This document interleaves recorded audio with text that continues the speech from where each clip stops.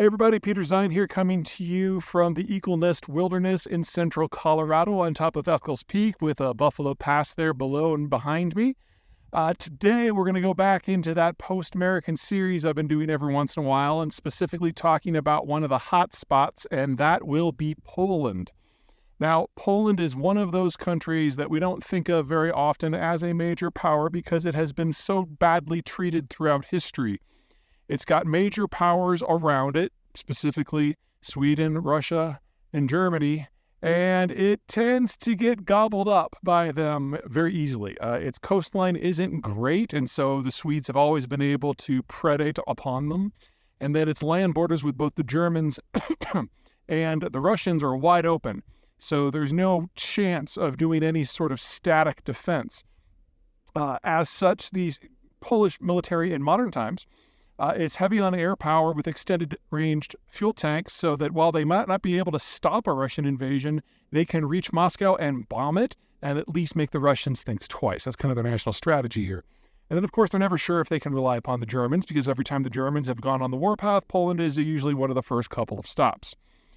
Things are going to change over the course of the next 20 years for a number of reasons, but really the biggest chunk is economics and demography. The Germans and the Russians have two of the worst demographic structures on the planet.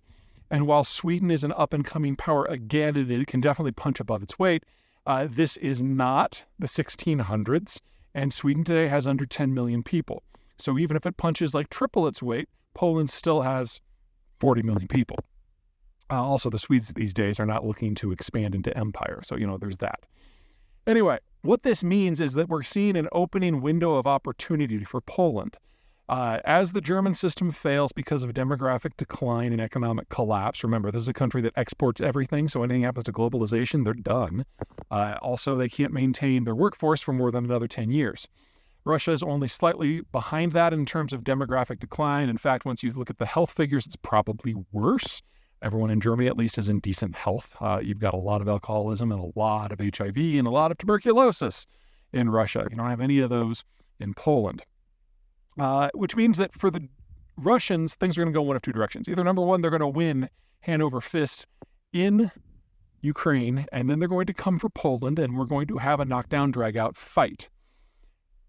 At some point over the next 20 years, the Russian wave will crest, and then it'll fall back because they won't be able to maintain their military structures, and we'll have the Poles being more and more and more aggressive, assuming they don't fall completely, and pushing into the former Russian space in order to break it up so nothing like that can ever happen again. For those of you who don't think that can happen, it's happened before. The Russians call it the time of troubles, and that brings us to the second possibility, that in Ukraine, that this is all that the Russians can do. And this war will break them in the next few years. And then the Poles will push more and more aggressively into the Russian space to make sure that nothing like that ever happens again. Remember, in the 1600s, 1604, I believe, the Poles actually occupied Moscow and held it for a generation. Only this time, the Russians would be in economic and demographic decline, if not outright collapse. So it might actually last a little bit longer. Now, for those of you who are Polish, don't do too much chest beating. A lot of things have to happen. Poland, like Romania, really only does well when the countries on its edges are weak. The problem you have in Poland is it's just big enough to think that it can pull this off by itself, whereas the Romanians know that they have to partner with somebody. Now, there are two paths for the Poles to take. Option number one is economic collapse and a statist economy followed by a military expansion. Probably the most likely outcome. Remember that Poland today is economically wealthy because of its relationship with German manufacturing. And if that goes away, option number two is the Swedes step in and become the new partner, both demographically, economically, strategically. And you get Polish land power with Swedish amphibious power, and that could be a very potent combination in the Baltic, sharing a lot of common values and maybe even having a vector of American assistance in there. That's kind of the playbook as I see it right now. And finally, before Poles get too excited, keep in mind that Polish demographics are not all that much better than Russian or German. I mean, they're better, but they're aging just as fast, just from a younger base. So if we're looking at an end to the German and the Russian systems over the next 10 to 20 to 30 years, We're also looking at a complete refabrication of the Polish system over the next 20 to 50 years. So there's going to be a window here where Poland becomes the most powerful land power in the region, and it is a moment in time. And what the Poles decide to do with that is going to reshape this region for at least the next century. Oh, and one more thing about Poland. They are preparing for this future.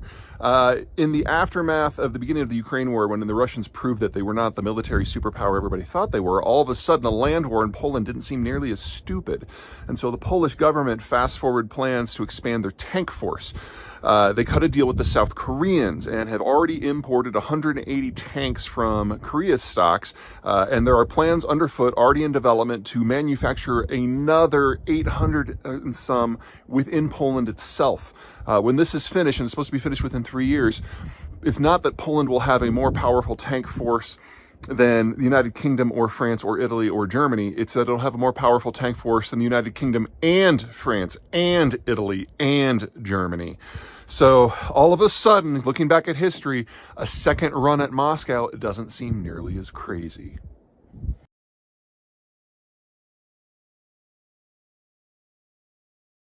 Hey everyone, Peter Zeihan here, coming to you from a very foggy Colorado. It is the 16th of February, and the news today is that Russian prison authorities have announced the death of Alexei Navalny, who was a political prisoner who had the audacity to criticize Vladimir Putin and run for office long ago, years ago, and has been in prison ever since. He was transferred about a year ago to a high-security prison in the middle of nowhere in Siberia. It was an old Soviet gulag. This is basically where the Russian government sends people when they want them to die because it's cold, it's brutal, there's no heat, and medical service is deliberately denied. So the idea that he's dead is not exactly a shock. The Russian government very well could have actually executed him, and no one would know. Now, back in 2021, the Biden administration said the death of Navalny would trigger a collapse in international relations that would really punish the Russians. But since then, the Russians have launched a war and killed a couple 100,000 people in Ukraine. So pretty much all of the stops that could be pulled out have been pulled out. And about the only way to punish the Russians now would be to send a lot more weapons to Ukraine or to do an outright block of all of their energy exports, neither of which on the moment, for a mix of political and economic reasons, are on deck. So I don't want to say anything weird like, the Russians are going to get away with this because there's a lot going on, but don't expect any sort of tactical response from the Americans in general or the West. Now, before anyone gets to crying about this, a couple things to keep in mind. Number one, Russia's not a democracy. It hasn't really been a democracy in over 20 years. So even if Navalny was allowed to continue to be part of the political conversation in Russia, it's not like he has any chance of changing policy. He was more of a personal annoyance to Putin and nothing more. There are other people within the ruling party who have decided to run for presidency against Putin on a very nationalist ticket, but just be opposed to the war, and they're not being allowed to participate either. So it really doesn't matter. It's something that pro-democracy activists in the West get really excited about because he's a name that more people know, but he was never going to have any influence. Second, careful what you wish for. Navalny may have been a nicer guy than Putin because, low bar, but he was just as nationalist. And his biggest criticism of the Ukraine war wasn't that it was happening, but it just wasn't being prosecuted very well. People forget that the strong predilection among Russians is to continue the war. They just don't want to be part of it personally. The idea that Russia needs to expand its borders in order to survive is not one that is particularly debated in Russia. It's generally been their security policy for 400 years, that as long as your external borders are flat and open, you're not safe. So you have to go through Ukraine to get to Romania and Poland and the rest. Now, of course, that's bad for Romania and Poland and the rest, but the Russians are not misreading the map. And unfortunately, that gets wrapped up in the political discussion so that folks like Navalny appear more important than they really are. So, I feel bad for the guy and his family, but we were probably always going to get here.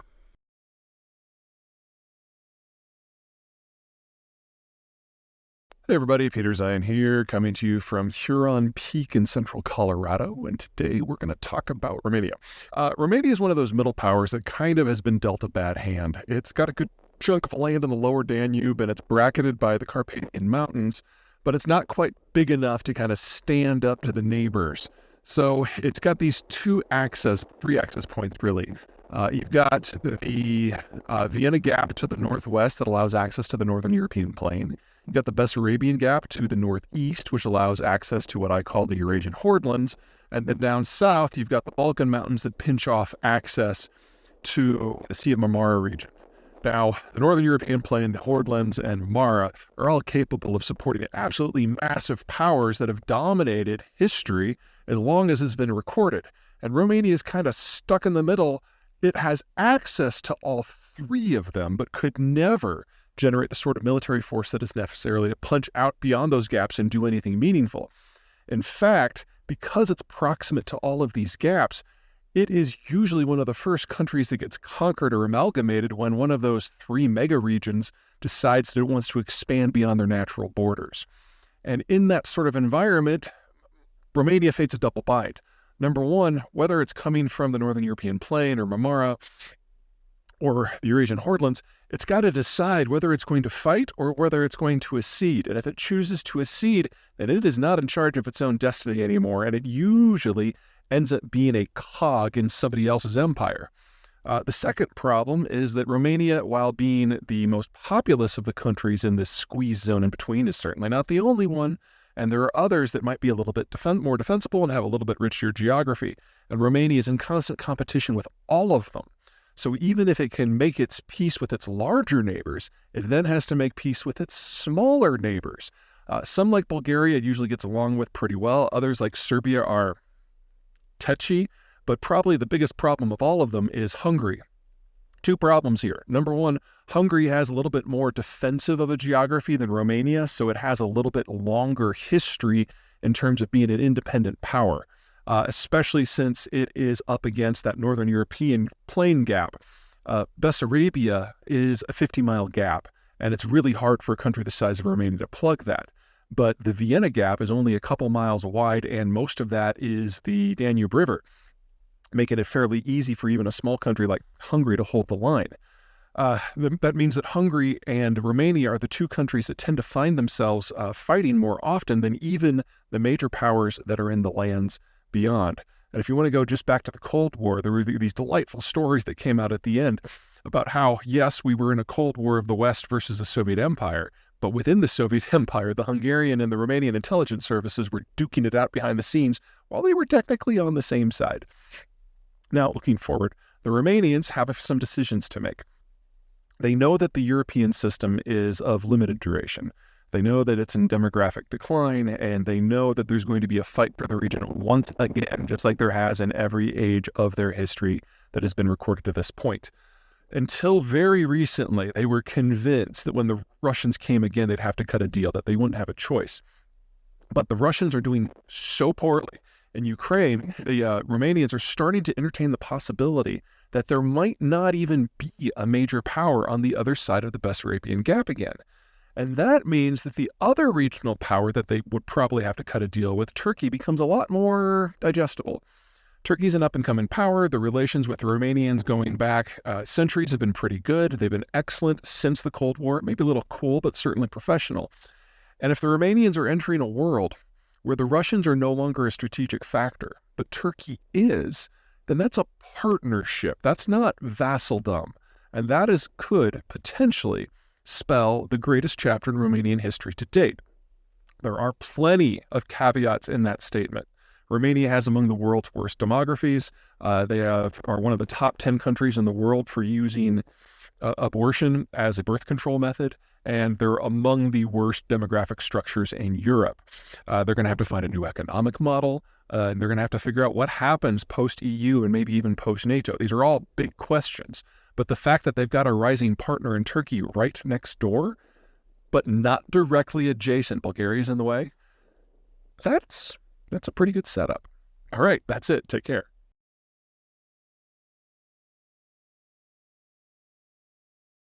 Everyone, Peter Zeihan here, coming to you from home, and I have received, no surprise here, lots and lots of questions about Tucker Carlson's interview with the Russian leader Vladimir Putin. there's really no point in going to the substance of Tucker's interview. A couple things to keep in mind about Tucker Carlson. Number one, he's been fired from every journalistic job that he has ever had for making things up. And his legal defense when he was working at Fox in recent years was that he's not a journalist at all. So he's not responsible for any sort of fact-based reporting. In fact, he literally called himself a propagandist. Which, I guess if you're going to go for a legal defense, being truthful helps. And he's been a Russian shill for several years. So the idea that he was being a Russian shill in Russia doesn't really shock me. And it was just an example of how Putin can get his message out in front of a relatively favorable audience in the United States to stir the political pot and keep the United States unable to make a broad-based response to anything that the Russians are doing. And this is not a new program. The Russians have been doing this ever since they formed the bot farm over a decade ago. More importantly is the strategic picture that we have in the Russian space right now. The Ukraine war is not at a stalemate. It hasn't been for any part of this war. We've been seeing new tactics and new weapon systems moving. The current iteration is the Russians are combining their meat assaults, as they've been called, with a much better level of coordination with other tactics, especially with artillery. One of the things to keep in mind about the Ukraine war is that we've got two very different approaches. On the Ukrainian side, authority has been devolved down to almost the unit level. But when you disassociate your military strategy to that level, yes, you'll get a lot of creative people who are doing creative things that are very effective. But the information and the successes that they have, the techniques don't necessarily percolate back up to the top, which means that it's hard for the folks at the top to then apply those tactics across the entire front. So you get very, very effective commanders, but you don't necessarily get a very, very effective army. Russia has the opposite approach in that there's very little authority at the local level. And so they often have the Ukrainians running circles around them. But whenever a lesson does percolate up to the top, it is then imposed on everyone. And for the first couple of years of the war, this has definitely been working for the Ukrainians' favor, but as the Russians incrementally incorporate lessons, it's now starting to favor the Russians. And the only way that you can kind of make the Ukrainians come up again, two things. Number one, you can get them better at a little bit of command and control. And then second, of course, they need better and better weapons in order to counter what is becoming an incrementally more effective Russian war machine. That, of course, is wrapped up with politics in the Western countries, especially the United States, which is one of the many, many, many reasons that Putin arranged for his shill to come and interview him in order to keep stirring the pot so the United States would have more and more problems when it comes to acting. Just as important, arguably more important, is the Russians are thrilled about what's going on with Israel and Gaza and Iran, because every little bit of attention that the Americans give to the Israeli situation or the Gaza situation or the attacks on maritime shipping in the Red Sea is an attention that they can't give to the Ukraine war. One of the things that people forget about the American foreign policy establishment, it really has a hard time dealing with more than one issue at a time. And so for the first 16, 18 months of the Ukraine war, that was the only issue in international affairs that was in front of Joe Biden. You could argue that things with China were up there, but that was mostly in the area of economic nationalism, and that is something that can be handed off to non-foreign policy personnel. But in the United States, there's really only three people who are responsible for almost all American foreign policy. The president, obviously, the chair of the Federal Reserve, and that's usually focused on economic issues for obvious reasons, and the national security advisor. Even the Secretary of State really doesn't deal with foreign affairs. It's more of a dispensation rather than a policy creation sort of issue. And so when you only have three people, and one of them obviously has other things on his plate at any given time, and one of them is only responsible for financial and economic issues, it's really hard to get this mammoth institution of the United States focused on more than one thing at the same time. And if Israel and Gaza and Iran are absorbing more and more and more of that attention, then by default, there's less attention that can be paid to things going on in the Russian sphere. So the Russians have, from the fourth quarter of last year on, discovered that they have a lot more wiggle room because the leadership out of the United States is simply lacking. It's not that we've had a policy change in Washington.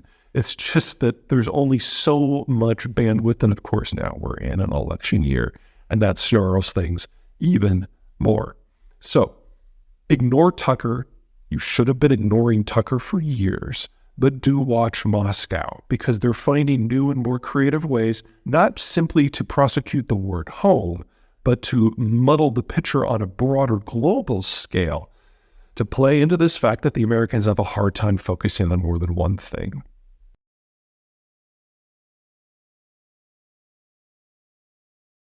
Everyone, Peter Zeihan here, coming to you from Doubtful Sound, and in this next in our series of regional geopolitics in a post-American world, I want to talk about Northern Europe, specifically the Scandinavian region. Now, this is an area that has been fractured by history. You've got islands, you've got peninsulas, you've got de facto city-states. But while they have been powerful in the past, they've kind of been sleeping for the last 300 years.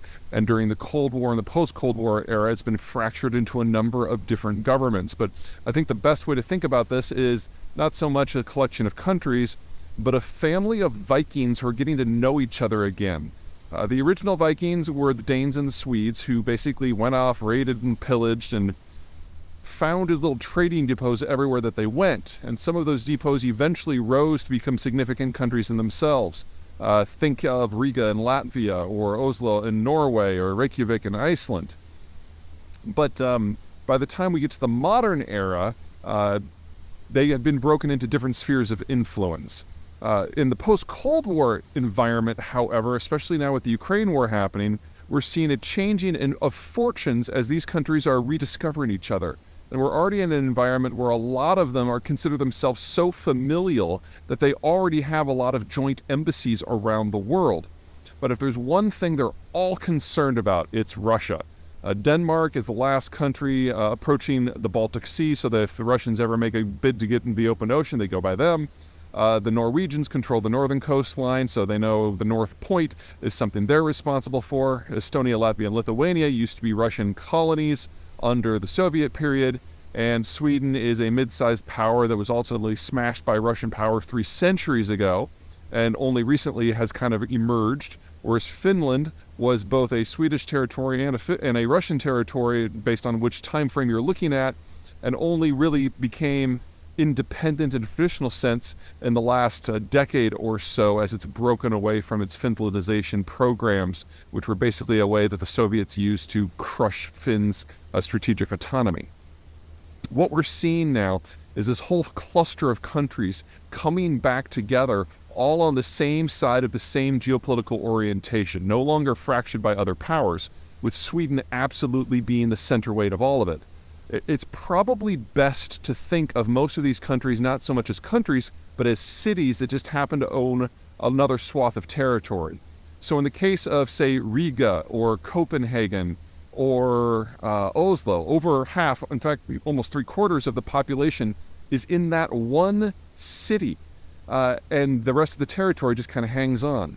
Sweden is the exception. I mean, yes, Stockholm is by far the largest, but it actually has a populated zone in the south that is agricultural. There are a number of cities going up and down the Baltic Sea coast. And so it is arguably as powerful, if not more powerful, than all of the others put together. And now that Sweden is emerging from its traditional neutrality and starting to write its own security policies, it is going to be a major force to be reckoned with. A couple things about this region to keep in mind. Number one, it is very, very naval. Because of the Baltic Sea, because of the Gulf of Bothnia, this is a zone that if they're going to survive, they have to do so in the context of having a powerful navy to keep potential rivals at bay.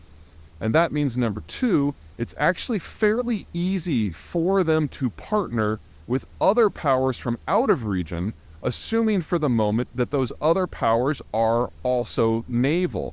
Because if they were to partner with, say, the French or the Germans, who are primarily land powers, these countries would see themselves overwhelmed. They're just not big enough. Sweden doesn't even have 10 million people versus, say, France is roughly 60.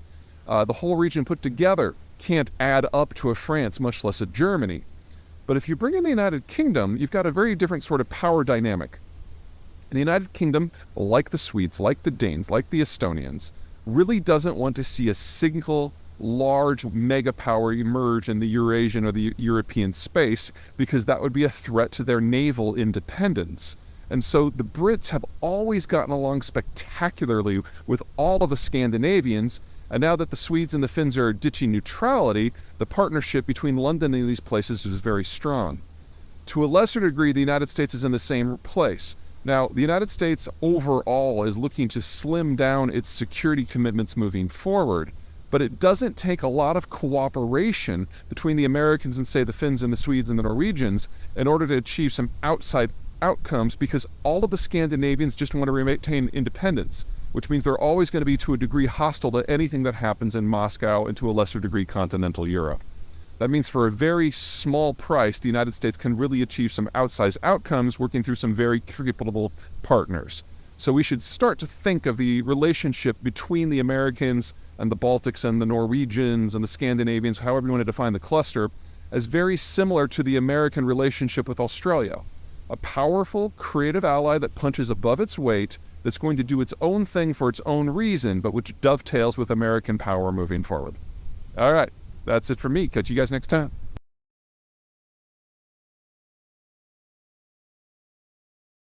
Hey everybody, winter is here. I'm coming to you from Eastern Washington, and today we're going to talk about winter in Texas.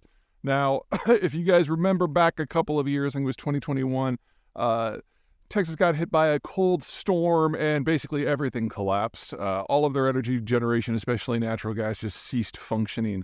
And 200 people died over the course of a couple of weeks because of the lost electricity. That has not repeated with this cold front, even though by many measures in most parts of the state, temperatures got a little bit lower. So 5 things are different now compared to what happened back in 2021.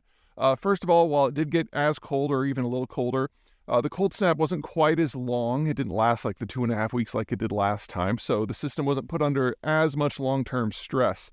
But the bigger issues have to do with organizational and structural changes that the Texans have implemented. The big driving factor for things on the legal side and the regulatory side was Governor Abbott, who had spent a lot of time before 2021 making fun of California for their rolling brown and blackouts because they just have a horrible grid and a horrible energy system.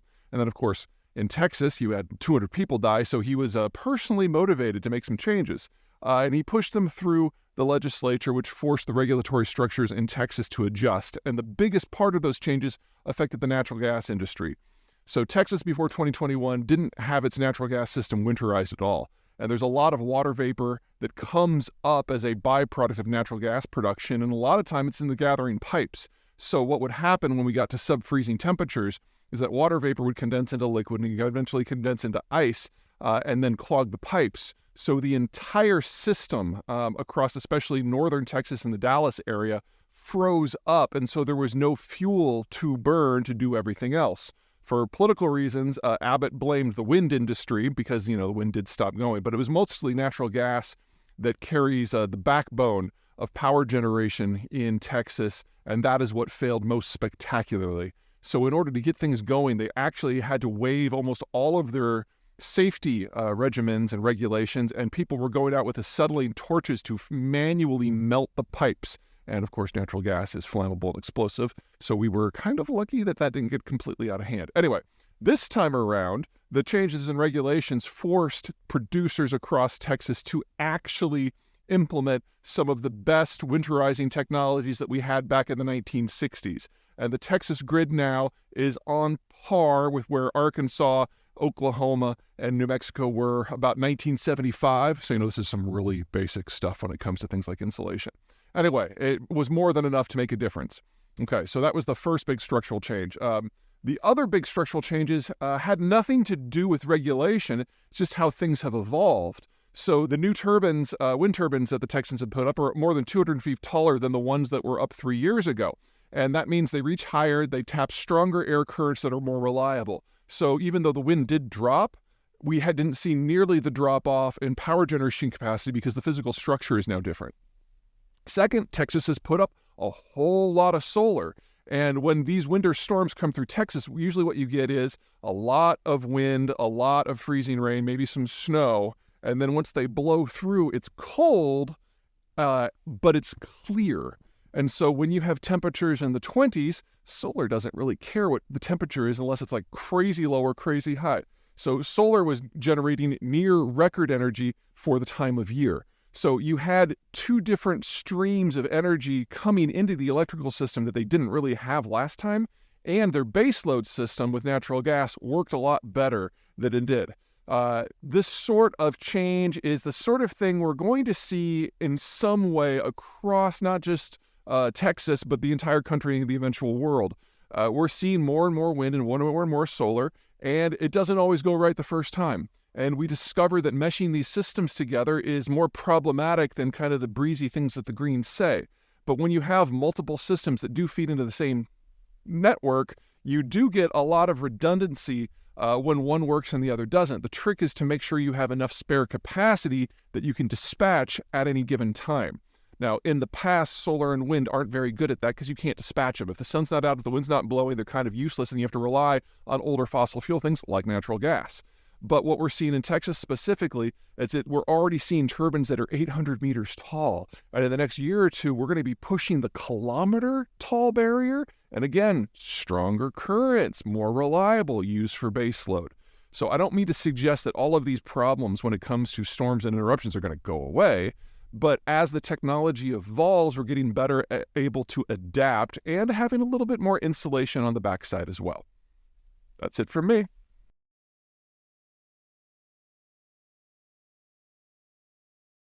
Hey everybody, Peter Zeihan coming to you from Colorado, where we're about to get another 6 inches of snow. A lot of you have written in about the Biden administration's decision to put an operational pause pending further review on liquefied natural gas exports. There are a lot of people talking a lot of things on all sides. On the energy industry side, they're saying that this is a breach of proper protocol, and it's going to really inhibit future investments across the sector. And on the environmentalist side, they're talking about how this is the end of that sector altogether, and they're dancing and singing Kumbaya. Everybody's wrong.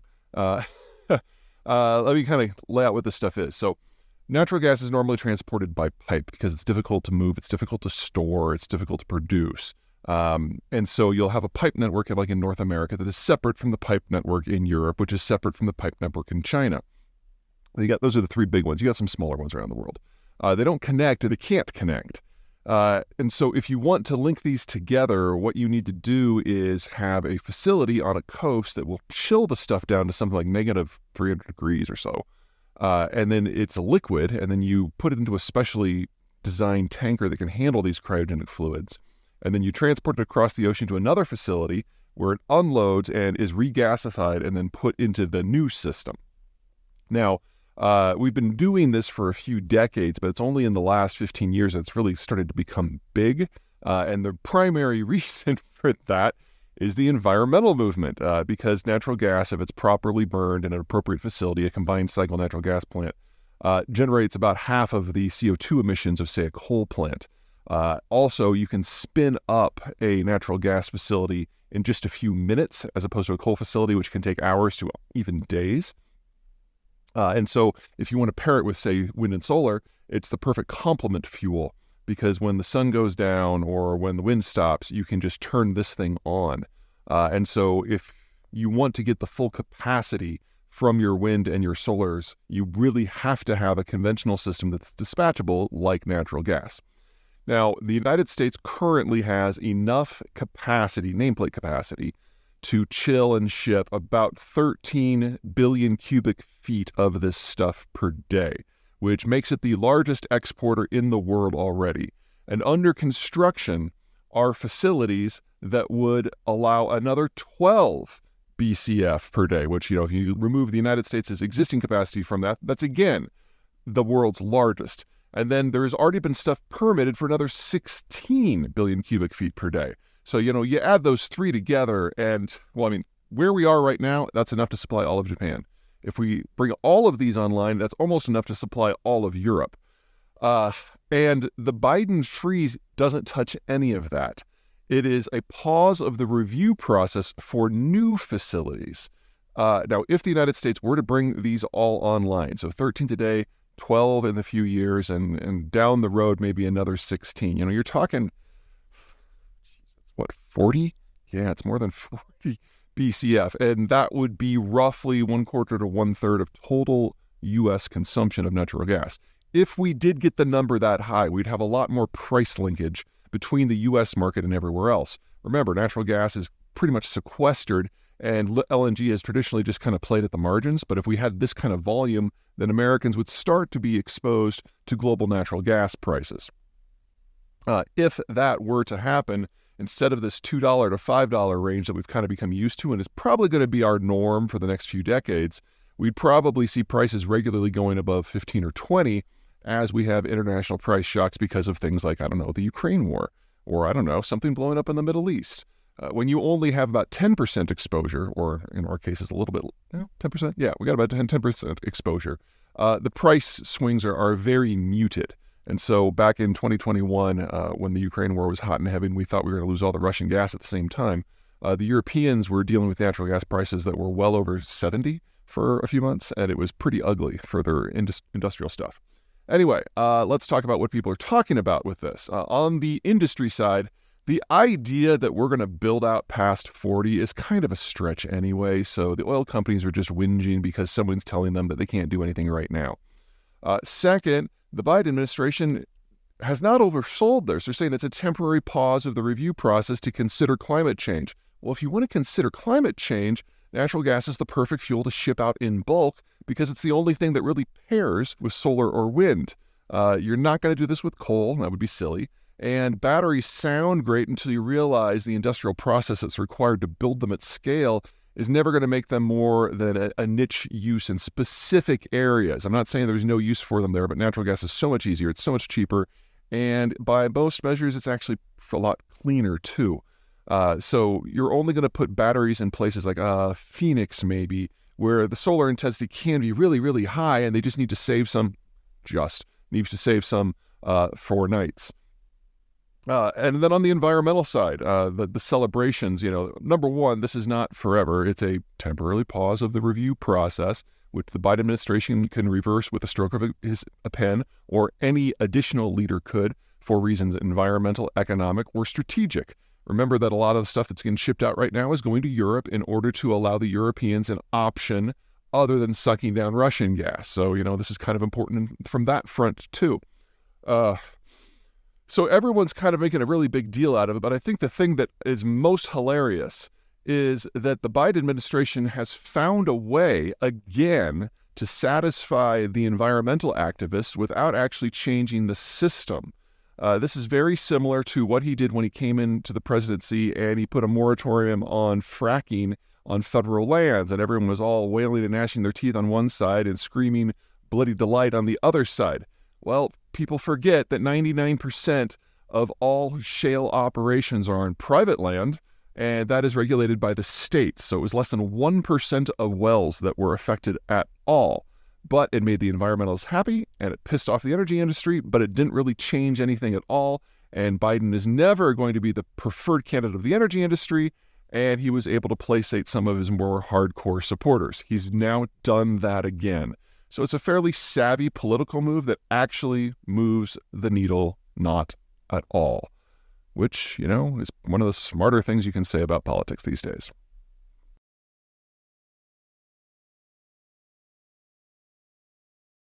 Hey everybody, Peter Zeihan here, coming to you from a chilly day in Delray Beach, Florida. Well, chilly for Florida. It's like 50. Today we're going to talk about what's going on in the world of maritime shipping and why we should be thankful that nothing's gone horribly wrong yet, and why we shouldn't count on that continuing. Just a quick recap of what's gone down in just the last couple of months. We've got Ukraine taking accurate potshots at Russian energy facilities on the Baltic Sea at a place called Ust-Luga, and on the Black Sea at a place called Tuapse. And they're gearing up for an overseas kit now. We've got a drought in Panama, which, based on whose numbers you're using and whether you're going by value or tonnage, has reduced the throughput of the Panama Canal by somewhere between 1/3 and 2/3. We've got Houthis in Yemen who are taking pot shots at pretty much every other vessel that happens to go by them, which has reduced shipping through the Red Sea by about 10% for energy and cargo. We've got fresh piracy in places like Somalia. It's never really gone away in places like the Gulf of Guinea or the Strait of Malacca. And we've got the Chinese making ever louder noises about wanting to change the security environment in their own neighborhood, even as the Russians are actively making roughly 2/3 of the Black Sea a no-go zone. It's a long list. It's getting longer by the day. But, to this point, there has not been a meaningful break in the old system. A big part of that is because of the insurance structure, where every vessel who's sailing anywhere has to get some sort of policy to insure both their hull and their cargo. And while with the ever-tightening sanctions on the Russians because of the Ukraine war, to this point, that system has not been broken. It has been denied Russian shipping, but Indian, Chinese, and Russian state companies have stepped in to offer policies, and so far, none of the ships that have had problems anywhere have been under one of those policies. So what has happened is we've got this dual system where we have the normal world where the Americans and especially the Europeans are providing the insurance for most of the shipping, when you've got this ghost fleet that's developed, mostly older vessels that were about to be decommissioned, that have been brought back and given a new lease on life as second-rate cargo haulers, especially for liquids, where they have a Chinese, Indian, or Russian insurance policy. This ghost fleet, based on whose numbers you're using, it may be as much as 10% of the global tanker fleet, and there's also a few bulkers and maybe even a few container ships that are kind of joining its ranks now too. Anything that the Russians can do to keep things under the table from the point of view of global record keeping and shipping. Now, what that means is that the risk has been deferred and absorbed by this shadow organization that has kind of popped up. We're now in a situation where we're kind of in a holding pattern, where we're kind of waiting for like a real, actual disruption to happen. Because so far, no real country has targeted any sort of shipping. It's not like the Japanese and the Chinese have started trying to block each other. The U.S. is still using its naval power to patrol the oceans where it can, and the biggest beneficiary of that system is none other than China. And we don't have the Russians or NATO deliberately targeting each other's commercial shipping yet. In fact, everyone is very scrupulously sticking to the old structures. They're just kind of trying to maneuver their own ways to get national and regional advantages. Now, this isn't going to be long for the world. This is a very unstable sort of equilibrium that we have reached in early 2024. And this is crazy.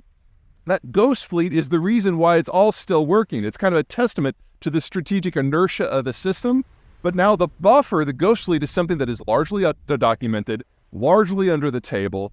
And if one of these ships gets into trouble, it's an open question of whether or not the U.S. Navy will step in to help.